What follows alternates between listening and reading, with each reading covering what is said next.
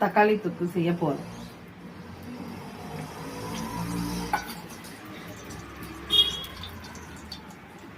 சோம்பு,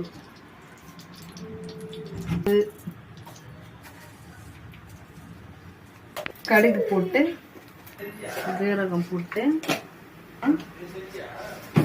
சூடாகும்.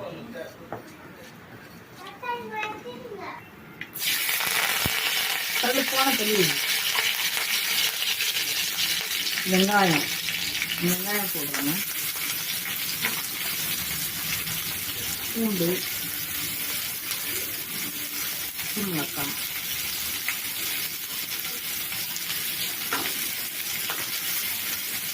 வெங்காயம், பூண்டு, பச்சை மிளகா பதம் வரைக்கும் போடுறாங்க. கல் உப்பு போடுறாங்க வெங்காயம் வதக்கிறதுக்காக. மஞ்சள்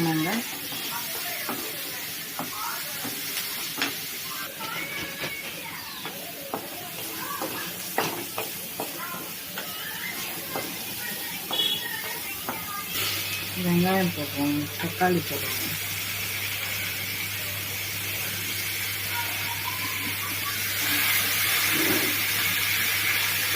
இப்போ நல்லா வதக்கணும். தக்காளி போட்டுட்டு நல்லா மாறி வதக்கும்போது நல்லா வதக்கணும்.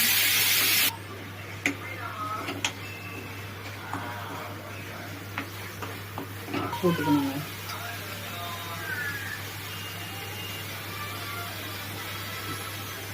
போட்டுட்டு நல்லா வதக்கிட்டு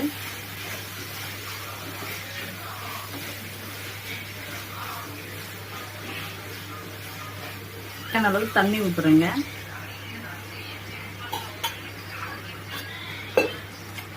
போடுறோங்க. எனக்கு தண்ணி போதும். உங்களுக்கு எவ்வளோ தண்ணி தேவைப்படுதோ அவ்வளோ ஊற்றிப்பாங்க. இப்போ நம்ம குத்தி பார்க்கலாங்க.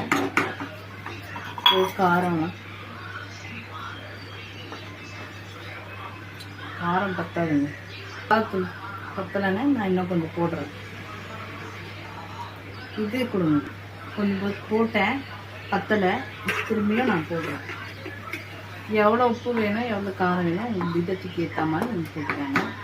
கொதித்த பிறகு மூடி வச்சுட்டு இந்த தக்காளி தொக்கு வந்து தோசைக்கு, இட்லிக்கு, சப்பாத்திக்கு, பூரிக்கு எல்லாத்துக்கும் நல்லா இருக்குங்க. நீங்கள் பிடிச்சிருந்தா லைக் பண்ணுங்கள், ஷேர் பண்ணுங்கள், கமெண்ட் பண்ணுங்கள், பெல் ஐக்கானை கிளிக் பண்ணுங்கள். இந்த வீடியோ தொடர்ந்து பாருங்கள். கருவேப்பிலை போட்டு நம்ம இறக்கிறது.